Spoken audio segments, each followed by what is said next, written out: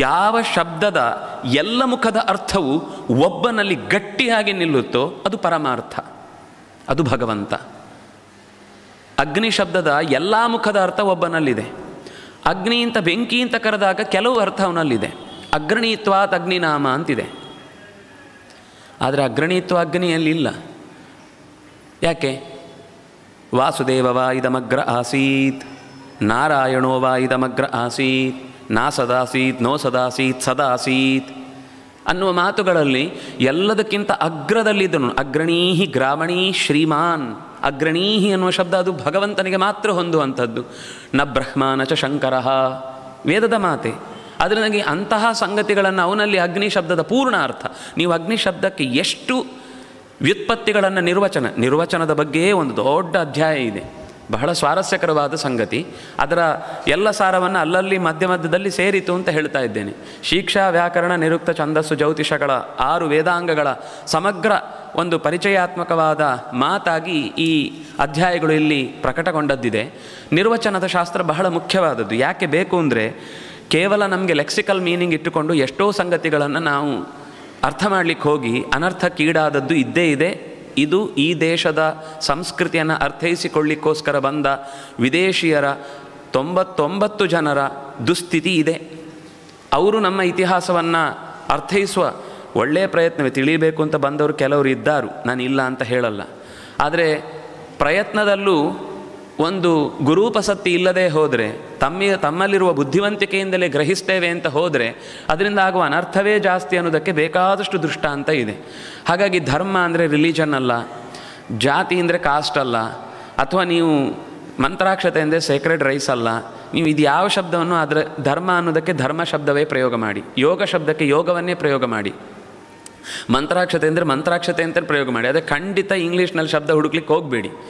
ಯಾವುದು ಈ ದೇಶದ ಸಂಸ್ಕೃತಿಯ ಮೂಲ ಪದಗಳು ಅದಕ್ಕೆ ಬೇರೆ ಭಾಷೆಯ ನೀವು ಅರ್ಥ ಮಾಡಿಸ್ಲಿಕ್ಕೋಸ್ಕರ ಎಲ್ಲೋ ಬೇರೆಯವರಿಗೆ ಕೂತಾಗಬೇಕಾದ್ರೆ ಮಾತಾಡಿ. ನೀವೊಂದು ಸಭೆಯಲ್ಲೋ ಅಥವಾ ಒಂದು ವ್ಯಾಖ್ಯಾನದಲ್ಲೋ ಎಲ್ಲೋ ನೀವು ಅದನ್ನು ಅರ್ಥೈಸ್ಲಿಕ್ಕೋಸ್ಕರ ಒಂದು ಶಬ್ದ ಬಳಸ್ತೇವೆ ಅಂದರೆ ನನಗೆ ಅದೇ ಶಬ್ದ ಬೇಕು ಅಂತ ತಪ್ಪು ಭಾಷೆಯಿಂದ ನಾನು ಹೇಳ್ತಾ ಇಲ್ಲ, ಭಾಷೆಯನ್ನು ನಾನು ಖಂಡಿತ ಅಲ್ಲಗಳೀತಾ ಇಲ್ಲ. ಆ ಭಾಷೆಯಲ್ಲಿ ಆ ಸಂಸ್ಕೃತಿ ಇಲ್ಲ.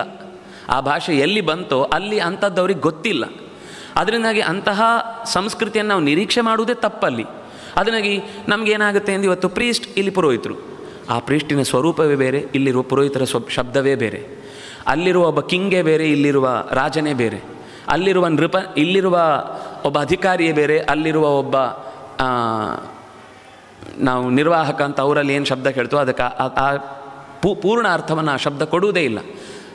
ನಾವು ಯಜ್ಞಕ್ಕೆ ಅಲ್ಲಿ ಶಬ್ದ ಹುಡುಕ್ಲಿಕ್ಕೆ ಸಾಧ್ಯವಿಲ್ಲ. ಯಜ್ಞ ಅನ್ನೋದ್ರ ಕಲ್ಪನೆ ಇಲ್ಲ. ನೀವು ಏನು ಹೇಳಬೇಕು? ಸ್ಯಾಕ್ರಿಫೈಸ್ ಅಂತ ಹೇಳ್ಬಿಡೋದು. ಆದರೆ ಅದು ಯಾವ ಅರ್ಥವನ್ನು ಕೊಡುತ್ತೆ? ವಸ್ತುತಃ ಅದು ತ್ಯಾಗ ಅಂದರೆ ಬಿಟ್ಟುಬಿಡುವುದಲ್ಲ, ಅದು ಭಗವಂತನಿಗೆ ಒಪ್ಪಿಸುವುದದು. ನಮ್ಮಲ್ಲಿ ಆ ಶಬ್ದದ ಪೂರ್ಣ ಅರ್ಥ ಗೊತ್ತಿಲ್ಲದೆ ಹೋದಾಗ ಇನ್ನೂ ಬೇಕಾದಷ್ಟಿದೆ ಬಿಡಿ. ನಾವು ಕಾಲೇಜ್ ಅನ್ನೋ ಶಬ್ದದ ಮೂಲ ಅರ್ಥ ನೋಡಿದರೆ ಅದಕ್ಕೆ ಬೇರೆಯೇ ಅರ್ಥ. ನಾವು ಅದನ್ನು ವಿದ್ಯಾಲಯ ಅನ್ನೋ ಅರ್ಥದಲ್ಲಿ ಬಳಸಿಬಿಡ್ತೇವೆ. ಅದು ಕುರಿಗಳನ್ನು ಮೇಯಿಸುವ ಹಟ್ಟಿ ಅಂತ ಅರ್ಥ. ಇನ್ನೂ ತುಂಬ ಶಬ್ದಗಳು ನಮ್ಮಲ್ಲಿ ಗೊತ್ತಿದೆ, ಮಮ್ಮಿ, ಡ್ಯಾಡಿ, ಈ ಶಬ್ದಗಳನ್ನೆಲ್ಲ ಎಲ್ಲೆಲ್ಲಿ ಬಳಸ್ತೇವೆ ಅಂತ. ಆದರೆ ನಮಗದು ಬಹಳ ಪ್ರಿಯ. ಹಾಗೇನೇ ಕರಿಬೇಕು ಮಕ್ಕಳು ಅಂತ ಮಮ್ಮಿ ಅಂದರೆ ಬಯಸ್ತಾರೆ. ಯಾಕಂದರೆ ನಾವು ಮಮ್ಮಿ ಅಂತ ಅವರಿಗೂ ಗೊತ್ತಿದೆ, ಈಗಾಗಲೇ ನಮ್ಮನ್ನು ಹುದುಗಿಸಿ ಶಾಂತಿ ಮಾಡಿ ಆಗಿದೆ ಅಂತ. ಅದರಿಂದಾಗಿ ನಾವು ಎಲ್ಲೂ ಕೂಡ RIP ಅಂತ ಬಳಸೋದು ಮೂರ್ಖತನ. ರೆಸ್ಟ್ ಇನ್ ಪೀಸ್ ಒಂದು ನಮ್ಮ ಕಲ್ಪನೆಯೇ ಅಲ್ಲ. ಯಾಕೆಂದರೆ ಅಲ್ಲಿ ಹುಗಿದಿಡಬೇಕಾದ್ರೆ ಶರೀರವನ್ನು ಅಲ್ಲಿರಿಸಿ ಅದಕ್ಕೆ ಬೇಕಾದ ಭೋಗಗಳನ್ನೆಲ್ಲ ಅದರ ಹೆಣದ ಜೊತೆಗಿಟ್ಟು ಅದನ್ನು ಅಲ್ಲಿ ಪ್ರಿಸರ್ವ್ ಮಾಡಿಡುವುದನ್ನು ಮಮ್ಮಿ ಅಂತ ಹೇಳೋದು, ಅಥವಾ RIP ಅಂತ ಅದನ್ನು ಹಾಗೆ ರೆಸ್ಟ್ ಇನ್ ಪೀಸ್ ಅಂತ ಹೇಳೋದು. ಹಾಗೆ ನಾವು ಅದನ್ನು ಶರೀರವನ್ನು ಆಹುತಿ ಕೊಟ್ಟು ಭಗವಂತನಿಗೆ, ಮಣ್ಣು ಮಣ್ಣಿಗೆ, ನೀರು ನೀರಿಗೆ, ಪಂಚತ್ವಂ ಗತಃ ಅಂತ ಅದು ಭಗವಂತನಿಗೊಂದು ಯಜ್ಞ. ಅದು ಈ ಜೀವನದ ಮಹಾಯಜ್ಞದ ಫಲ ಸಮರ್ಪಣೆ. ಅದು ನಾವು ಪೂರ್ಣಾಹುತಿ ಅಂತ ಹೇಳ್ತೇವಲ್ಲ, ಹಾಗೆ ಈ ಶರೀರವನ್ನು ಭಗವಂತನಿಗೆ ಪೂರ್ಣಾಹುತಿ ಕೊಡುವುದು ಅಂತ ಅರ್ಥ. ಅಲ್ಲಿ ತಲೆ ಒಡೆಯಿತು ಅಂದರೆ ಅದು ಪೂರ್ಣಾಹುತಿ ಆಯಿತು ಅಂತ ಲೆಕ್ಕ. ಅದರಿಂದ ಅದು ಭಗವಂತನಿಗೊಂದು ಯಜ್ಞ. ಇದು ಯಾವುದೋ ಒಂದು ಅಸಹ್ಯಕರವಾದದ್ದೋ ಅಥವಾ ಮೈಲಿಗೆಯೋ ಸಂಗತಿ ಅಲ್ಲ. ಇದು ಒಂದು ಪವಿತ್ರವಾದ ಯಜ್ಞ ಅದು ಅನ್ನುವ ಕಲ್ಪನೆಯಲ್ಲಿ ನಮಗೆ ಸದ್ಗತಿ ಆಗಲಿ. ಬೋರ್ಡಲ್ಲೆಲ್ಲ ಇರುತ್ತೆ, ಅಣ್ಣ ಮತ್ತೆ ಹುಟ್ಟಿ ಬಾ. ನಾವು ಹೇಳೋದು ಇನ್ನೊಮ್ಮೆ ಹುಟ್ಟಬೇಡಪ್ಪ. ನಾವು ಕೇಳೋದೇನು? ಮಾತು ಪಯೋಧರ ರಸಂ ನ ಪುನಃ ಪಿಬಂತಿ ಅಂತ. ಮತ್ತೊಮ್ಮೆ ಈ ಸಂಸಾರದ ಜಂಜಾಟಕ್ಕೆ ಬರದೇ ಇರುವಂತಾಗಲಿ ಅಂತ ತಾನೇ ನಾವು ಕೇಳಿಕೊಳ್ಳೋದು. ನಾವು ಇನ್ನೊಮ್ಮೆ ಹುಟ್ಟಿ ಬಾ, ಮತ್ತೊಮ್ಮೆ ಹುಟ್ಟಿ ಬಾ, ಪಾಪ ಅವನಲ್ಲಿ ಹುಟ್ಟಿ ಎಲ್ಲೋ ಮುಗಿದು ತನ್ನ ಸತ್ಕರ್ಮ ಮಾಡಿ ಹೋಗೋದು ಅಂತಿದ್ರೆ ನಮ್ಮ ಈ ಎಡವಟ್ಟು ಪ್ರಾರ್ಥನೆಗಳಿಂದ ಅವನನ್ನು ಮತ್ತೆ ಹುಟ್ಟಿಸಬೇಕಾದ ಅನಿವಾರ್ಯತೆ ಬಂದ್ಬಿಡುತ್ತೆ. ಅಂದರೆ ಇದೆಲ್ಲ ನಾನು ತಪ್ಪು ಅಂತ ಹೇಳೋದಲ್ಲ, ನಮ್ಗೆ ಅದರ ಹಿನ್ನೆಲೆ ಗೊತ್ತಿಲ್ಲದೆ ನಾವು ಎಷ್ಟೋ ಶಬ್ದಗಳನ್ನು ಎಲ್ಲೆಲ್ಲಿ ಹೇಗೆ ಬಳಸ್ತೇವೆ ಅನ್ನೋದಕ್ಕೋಸ್ಕರ ಈ ಮಾತು ಹೇಳಿದ್ದು. ಇಂಥದ್ದು ಬೇಕಾದಷ್ಟಿದೆ ನಮ್ಮಲ್ಲಿ ತಿಳಿಯದೇ ಆಗುವಂತಹ ಅನರ್ಥಗಳು.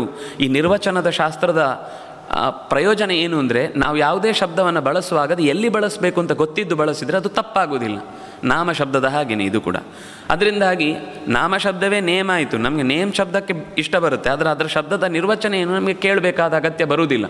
ಅಂದರೆ ಯಾವುದು ಮಿತಿ ಇಲ್ಲದ್ದೋ, ಯಾವುದು ನಮ್ಮನ್ನು ಅಮಿತದ ಕಡೆಗೆ ಕರೆದೊಯ್ಯುತ್ತೋ ಅಂಥದ್ದನ್ನು ಭಗವಂತನ ಅಂದರೆ ಪೂರ್ಣನಾದ ಮಿತಿ ಇಲ್ಲದ ಸ್ವರೂಪವನ್ನು ಭಗವಂತನ ನಾಮ ಅಂತ ಕರೆಯುವುದು. ಶಿಕ್ಷಾ ಅಂದರೆ ಉಚ್ಚಾರಣೆಯ ಸ್ವರೂಪ. ಹೇಗೆ ಉಚ್ಚರಿಸಬೇಕು ಮಂತ್ರಗಳನ್ನು ಅಥವಾ ಶಬ್ದಗಳನ್ನು? ಬ್ರಹ್ಮ, ಹಕಾರೋತ್ತರ ಮಕಾರ ಅಂತಿರುವುದು. ನಿಜವಾಗಿ ನಾವು ಉಚ್ಚರಿಸುವ ಹಾಗೆ ಬರೆಯುವುದಾದರೆ ಬೋರ್ಡಲ್ಲೆಲ್ಲ ಈಗ ಹಾಗೆ ಬರೆದು ಬಿಡ್ತಾರೆ, ಒಂದು 0 ಹಾಕಿ ಮಕಾರ ಬರೆದು ಹಾಗೆ ಸುಬ್ರಹ್ಮಣ್ಯ ಅಂತ ಬರೆದು ಬಿಡ್ತಾರೆ. ಆದರೆ ನಾವು ಮತ್ತೆ ತಪ್ಪು ಬರೆದಿದ್ದೀ ಅಂತ ಕೆಲವರು ಆಕ್ಷೇಪ ಮಾಡೋದಿದೆ. ನೀವು ಹೇಳೋದು ಹೇಗೋ ಹಾಗೆ ಬರಿಬೇಕಲ್ವಾ ಅಂತ. ಉಚ್ಚಾರಣೆ ಹೇಗೆ, ಈ ಭಾಷೆಯ ಸೊಗಡೇನು ಅಂದರೆ ಉಚ್ಚರಿಸಿದಂತೆ ಬರೆಯುವುದು, ಬರೆದಂತೆ ಉಚ್ಚರಿಸುವುದು ಅಂತ. ಆದರೆ ನಮಗೆ ಈ ಶಿಕ್ಷಾದ ಬಗ್ಗೆ ಎಚ್ಚರಿಕೆ ಇಲ್ಲ.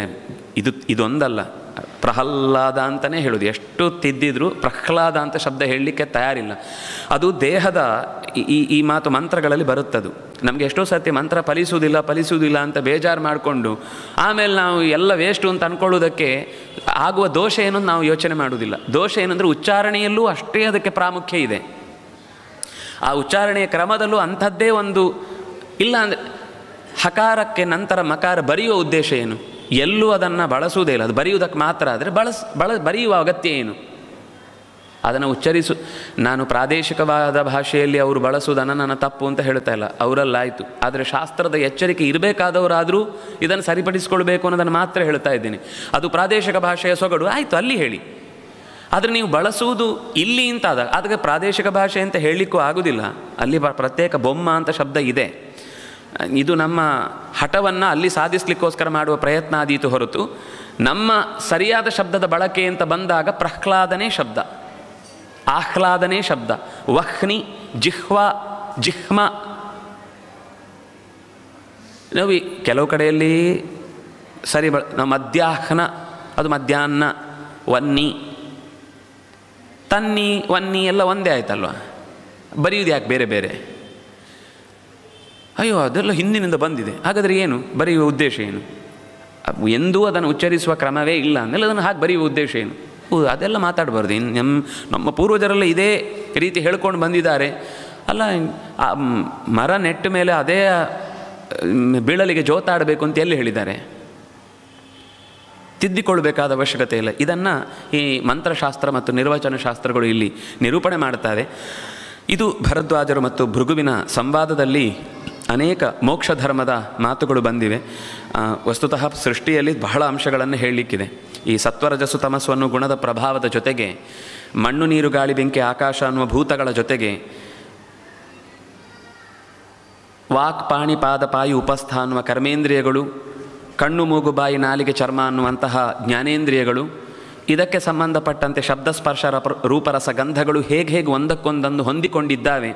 ಅದರಲ್ಲೂ ಶಬ್ದಸ್ಪರ್ಶ ರೂಪರಸ ಗಂಧಗಳು ಅಂತ ಬಂದಾಗ ಅದು ಭೂಮಿ ಇತ್ಯಾದಿಗಳ ಜೊತೆಗೆ ಸೇರಿಕೊಂಡಾಗ ಪೃಥ್ವಿ, ಅಪು, ತೇಜಸ್ಸು, ವಾಯು, ಆಕಾಶ ಅನ್ನುವ ಈ 5ಕ್ಕೆ 3 ಏನೇನು ಗುಣಗಳನ್ನು ಹೊತ್ತುಕೊಂಡು ಗುಣಧರ್ಮವನ್ನು ಅದು ಪರಿಚಯಿಸುತ್ತೆ. ಬಹಳ ಅದ್ಭುತವಾಗಿದೆ. ತನ್ಮಾತ್ರೆಗಳ ಪರಿಚಯದ ಚಿಂತನೆ ಇಲ್ಲಿ ಬಹಳ ಚೆನ್ನಾಗಿ ಬಂದಿದೆ. ಮತ್ತು ಅದು ಮರಗಳ ಸ್ವರೂಪ ಏನು? ಇಲ್ಲಿ ಒಂದು ಮಾತನ್ನು ನೆನಪಿಸಲೇಬೇಕಾದದ್ದು. ಇಲ್ಲಿ ಅನೇಕ ಪುರಾಣಗಳಲ್ಲಿ ಬಂದಿದೆ. ಆದರೂ ಇಲ್ಲೊಂದು ಮಾತು ಬಹಳ ಎಚ್ಚರಿಕೆಯಿಂದ ಅವರು ಹೇಳುವಂಥದ್ದೇನು ಅಂದರೆ, ನಾವು ಏನು ಅಂದರೆ ನಮ್ಮದೇ ದೇಶದ ಹಿರಿಯರಿಗೆ ಹೇಳಿದ್ದಾರೆ ಅನ್ನುವ ಕಾರಣಕ್ಕೆ ನಾವು ಅದನ್ನು ಆಕ್ಷೇಪ ಮಾಡುವುದಲ್ಲ. ಜೀವಂ ಪಶ್ಯಾಮಿ ವೃಕ್ಷಾಣಾಂ ಅಚೈತನ್ಯಂ ನ ವಿದ್ಯತೆ. ಮರಗಳಿಗೆ ಜೀವ ಇದೆ, ಚೈತನ್ಯ ಇಲ್ಲ ಅಂತ ಯಾವ ಮೂರ್ಖ ಹೇಳ್ತಾನೆ ಅಂತ ಬೈತಾರವರು. ಜೀವಂ ಪಶ್ಯಾಮಿ ವೃಕ್ಷಾಣಾಂ, ಅದು ನಮ್ಮ ಮಾತುಗಳಿಗೆ ಕಿವಿ ಕೊಡುತ್ತೆ. ಕಿವಿ ಹೊರಗಿನಿಂದ ಆಕೃತಿಯಲ್ಲಿ ಕಾಣದೇ ಇರ್ಬೋದು, ಕೇಳಿಸ್ಕೊಳ್ಳುತ್ತದು. ಹೊರಗಿನಿಂದ ಮನಸ್ಸಿನ ಪ್ರತಿಕ್ರಿಯೆಯನ್ನು ಮಾಡಲಿಕ್ಕೆ ಪ್ರತಿಕ್ರಿಯಿಸಬೇಕಾದ ಇಂದ್ರಿಯಗಳಿಲ್ಲ ಅಂದ ಮಾತ್ರಕ್ಕೆ ಮನಸ್ಸಿಲ್ಲ ಅಂದ್ಕೊಳ್ಬೋದು. ಅದಕ್ಕೆ ಮನಸ್ಸಿದೆ. ಅದು ನೋಡುವುದಿಲ್ಲ ಅಂತ ಅಂದ್ಕೊಳ್ಬೇಡಿ. ಗಮನಿಸಿ,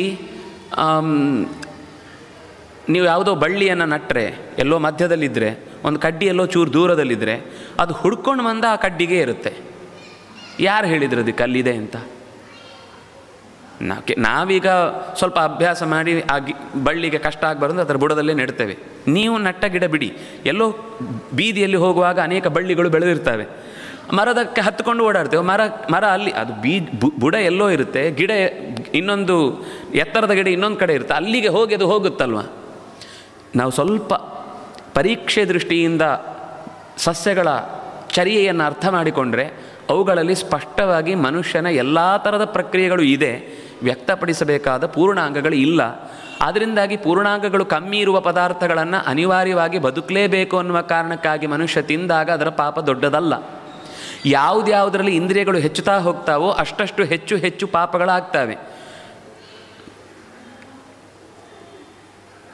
ಈ ನಮ್ಮಲ್ಲಿ ಹೊಸ ವಾದ ಇದೆ, ಮೊಟ್ಟೆಯು ಕೂಡ ಸಸ್ಯಾಹಾರ ಅಂತ.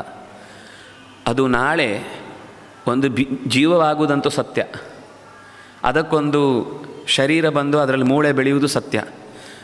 ಅಲ್ಲ, ನಾವು ಹಾಲು ಬಳಸುವುದು ತಪ್ಪು ಅಂತ ಹೀಗೆ ಏನೇನೋ ಹೊಸ ವಾದಗಳು, ಡೆಫಿನೇಷನ್ನನ್ನೇ ತಪ್ಪು ಹೇಳಿ. ನಾನು ಇದಕ್ಕೊಂದು ಯಾವಾಗಲೂ ಉದಾಹರಣೆ ಹೇಳ್ತಾ ಇರ್ತೇನೆ. ಗ್ರಹ ಅಂದರೆ ಪ್ಲ್ಯಾನೆಟ್ ಅಂತ ತೀರ್ಮಾನ ಮಾಡಿ ಬರೆದ್ರು.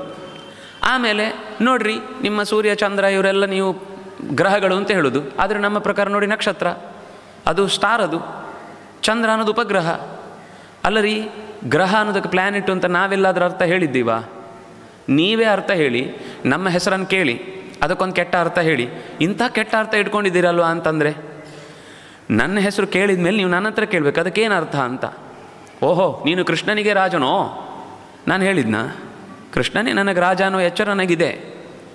ಆದರೆ ನೀವೇ ನೋಡಿ ಇಂಥ ಕೆಟ್ಟ ಹೆಸರು ಹಿಡ್ಕೊಂಡು ಓಡಾಡ್ತಾ ಇದ್ದಿ ಅಂತ ನೀವೇ ವ್ಯಾಖ್ಯಾನ ಮಾಡಿ ನನಗೆ ಬೈದರೆ ನಿಮ್ಗೆ ಯಾರು ಹೇಳಿದ್ದು ನನ್ನ ಅರ್ಥ ಅದು ಅಂತ? ನನ್ನ ಹತ್ರ ಕೇಳಬೇಕಲ್ವ. ಹಾಗೆ ಭಾರತೀಯ ಸಂಸ್ಕೃತಿಯ ಅನೇಕ ಪದಗಳಿಗೆ ನಾವು ವಿದೇಶೀಯ ಅನುವಾದಕ್ಕಾಗಿ ವ್ಯಾಖ್ಯಾನ ಮಾಡುವ ಭರದಲ್ಲಿ ಅಥವಾ ಬಂದವರು ಇಲ್ಲಿಯ ಭಾಷೆಯನ್ನು ಅರ್ಥೈಸಿಕೊಳ್ಳುವ ಭರದಲ್ಲಿ ಇದಕ್ಕೆ ಪ್ರತ್ಯೇಕವಾದ ಒಂದು ಅರ್ಥವನ್ನು ಕಲ್ಪಿಸಿ ಡೆಫಿನೇಷನ್ ಕೆಟ್ಟದಾಗಿ ಕೊಟ್ಟು ಆಮೇಲೆ ಇವತ್ತು ನೋಡಿ ನಿಮ್ಮ ಹಳಬರೆಲ್ಲ ಎಂಥ ಮೂರ್ಖರು, ಏನೇನೋ ಅರ್ಥ ಮಾಡ್ತಾರೆ, ಏನೇನೋ ಬರೀತಾರೆ, ಏನೇನೋ ಹೇಳ್ತಾರೆ. ಜೀವೋ ಜೀವಸ್ಯ ಜೀವನಂ, ಇದು ಪ್ರಕೃತಿಯ ನಿಯಮ. ಆದರೆ ಯಾವುದರಿಂದ ಅತ್ಯಂತ ಕಮ್ಮಿ ಹಾನಿಯಾಗುತ್ತೋ ಅದರಿಂದ ಮನುಷ್ಯ ಇನ್ನೊಂದರಿಂದ ಜೀವನ ಮಾಡಲೇಬೇಕಾದ ಅನಿವಾರ್ಯತೆ ಇದ್ದು ಧರ್ಮವನ್ನು ನಡೆಸಲಿಕ್ಕೋಸ್ಕರ ಅವನ ಕರ್ತವ್ಯವನ್ನು ನಡೆಸಲಿಕ್ಕೋಸ್ಕರ ಬದುಕಿದ್ದಾನೆ. ಅದರಿಂದಾಗಿ ಈ ಅತ್ಯಂತ ಕಡಿಮೆ ಇಂದ್ರಿಯಗಳುಳ್ಳಂತಹ ಪ್ರಾಣಿಗಳನ್ನು ಕೊಂದಾಗ ಬರುವ ಪಾಪ ಅತ್ಯಂತ ಕಮ್ಮಿ. ಅದಕ್ಕೋಸ್ಕರ ಅವನು ಪಂಚಸೂನ ಪ್ರಾಪ ಪ್ರಾಯಶ್ಚಿತ್ತಾರ್ಥಂ ಅತಿಥಿ ಯಜ್ಞವನ್ನು, ನೃಯಜ್ಞವನ್ನು, ಭೂತಯಜ್ಞವನ್ನು, ಬ್ರಹ್ಮಯಜ್ಞವನ್ನು, ಋಷಿಯಜ್ಞವನ್ನು ಅವನು ಮಾಡಬೇಕು.